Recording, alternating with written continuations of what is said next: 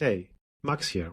I'm creative engineer at Zoo, and I would like to show you how to use Zookeeper, our ML-powered agent, for asking around.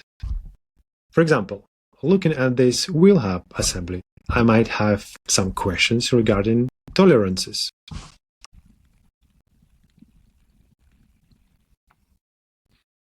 Okay, this is helpful, but what about materials?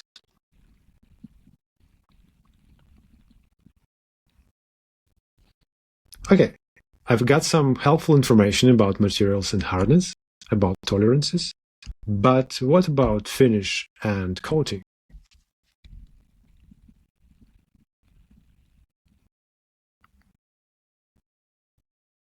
Very well, I've got all the information I need, and now I would like to find out some properties.